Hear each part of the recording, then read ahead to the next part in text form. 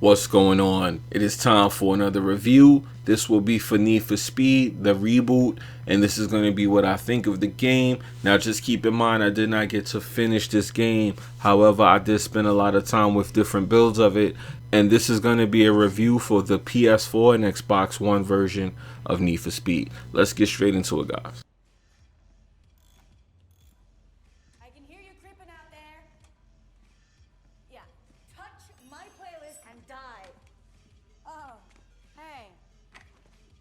Travis mentioned you worked a couple cars yourself, so... Story.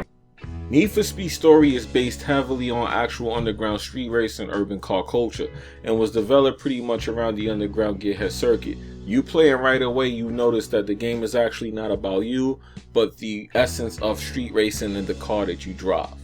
Right away you'll feel through the story or on multiplayer through the open world that it's all about the experience of being a street speed hunter.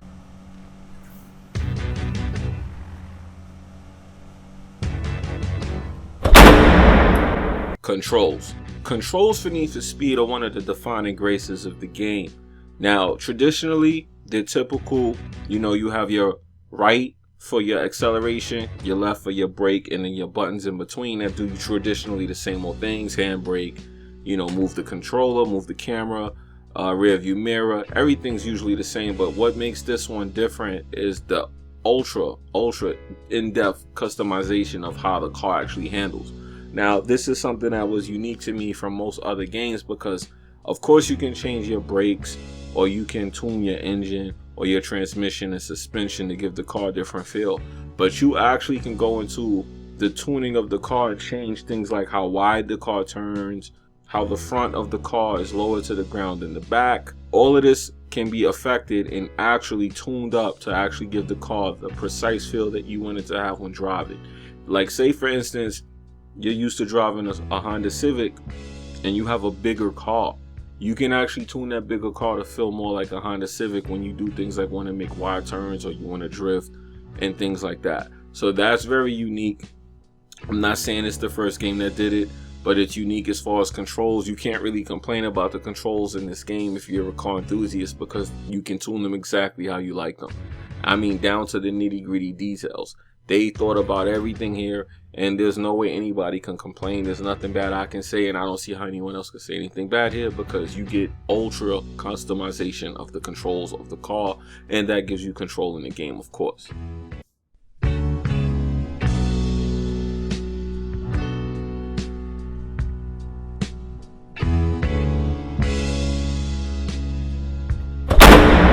Features. You have 4 overall features that are most important when trying to progress through the game. You have the visual customization, handling tuning, performance upgrades, and lastly, paint and wrap. All of these are self-explanatory. Then you have the selection of 51 cars on day 1. Now, of course, EA is already planning extra cars for you. Now, the good news here is Ghost Games already said that they do not plan on having any paid DLC at the moment or any microtransactions. As you know, for other Need for Speed games, if you wanted extra cars, you had to buy them and unlock them and get packs and do all of these crazy things. They plan on just releasing DLC updates for free, so you don't have to worry about any additional costs costing you, at least at current day and current time of release of the game. Now, of course, this is subject to change at some point, depending on what they add in and what people ask for. But currently, any other cars that will be added to the game are scheduled to be free, and they are supposedly going to be adding some cars. Now, there won't be split screen because Ghost wanted to maximize visual fidelity. You notice that when you drive on the open world maps, so I'm actually glad that they did that because this gives the console version of the game some of the depth of field that you see on PC versions. However, Ghost is reportedly investigating split screen support, as well as manual transmission and wheel support. Also, you can play as the police, just like other games. The PC version is also going to be delayed till spring 2016, ouch. And you will need a persistent internet connection because Need for Speed is committed to giving a live service, as they said. So when you're playing the game, you will be lively interacting with other members, even in story mode, while you're driving from one location to the other in the open world. people will be driving past you and you can engage in races and things like that through it. So for this to be done, you will need what is considered persistent internet so that everything is constantly connected and flowing fluid. Of course, usually that's somewhere between 2.5 to 3.5 megabytes up.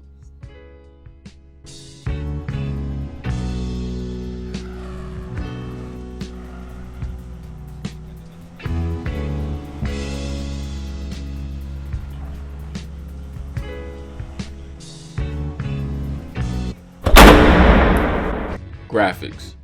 Need for Speed has a unique situation going on here with the graphics. Right away I noticed it with the cutscenes. There's a weird integration of how they use actual live events and actual live cinematics with actual graphics, and sometimes it mix and matches and it looks a little bit awful to me at some points. Like, for example, when you go to the garage in a cutscene and it tries to interact with the game showing you the cars that you have unlocked, the cars actually look graphical, but then the scene where the garage is there, it's like a graphic cutout in front of a real garage, and it looks a little bit cheesy. And they use some kind of filters to actually like make this mesh in together, and the filters makes it look a little bit grainier than it has to be.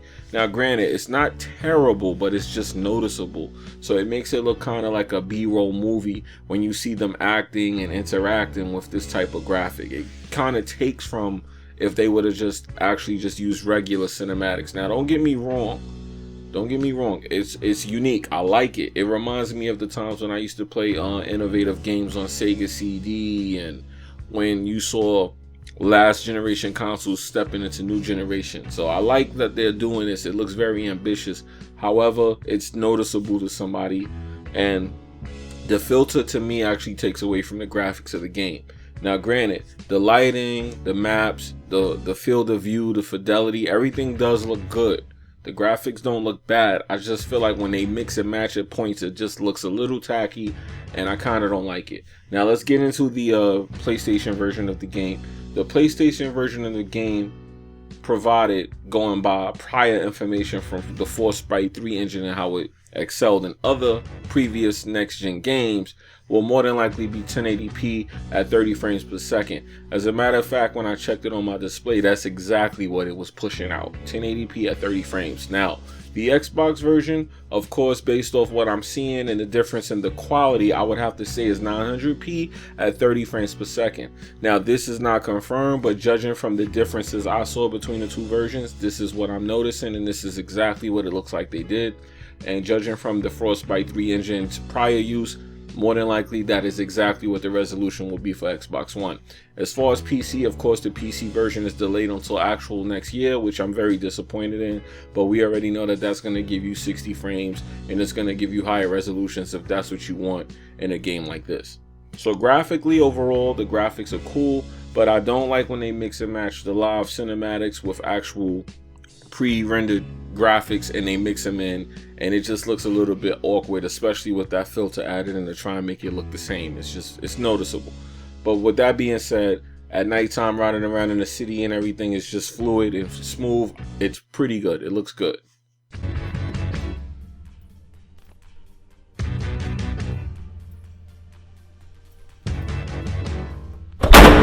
Overall, I was a little thrown off by the acting. Immediately noticed it when I started playing the game, and I actually didn't like it at all.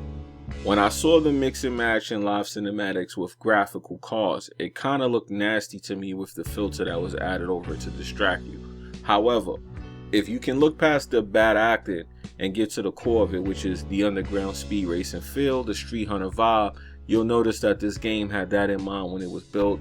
Ghost Games did a wonderful job of bringing out different iterations of this title, letting people try it, listening to what people wanted, and giving them what they want in this racing game. So with that in mind, just for the enthusiasm alone and the unique crafting of it, I'm going to say you should get this game. Definitely if you liked any of the Need for Speed games. Now keep in mind, this is the 26th professional installation of the game and the fresh reboot. It was all wonderful how it worked out, and I think that if you can overlook, like I said, that one little minor thing in the game, you'll perfectly love it. There's no way you can't. I mean, where else can you get a Lamborghini and fine tune it even down to the way the car turns, how the car sits up on the ground? It's just amazing how they thought of everything you could think of to get that unique feel and to get that car enthusiast vibe from the underground circuit. Now, of course, if you're a fan of something like Fast and Furious, there's no way in hell you're not going to pick this game up and immediately feel like you're living in the movie.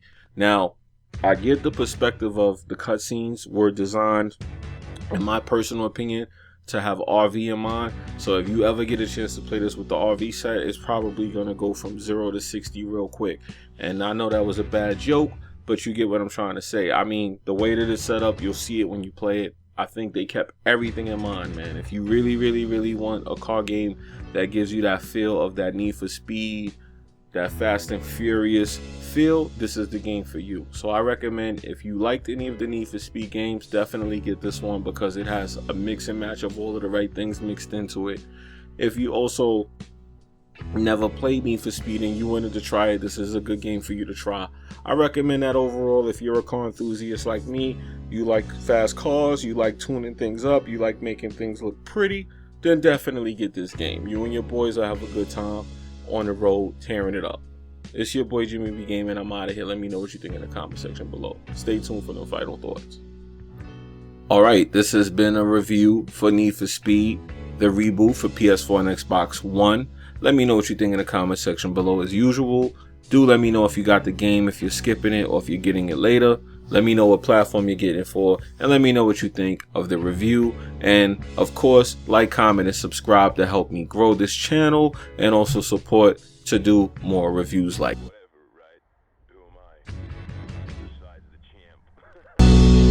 Let me know what platform you're getting it for, and let me know what you think of the review. Video going up. That's going to be a new segment on my channel where I do suggestions on what people should get or use accessory wise for their gaming. So hopefully you guys mess with me on that.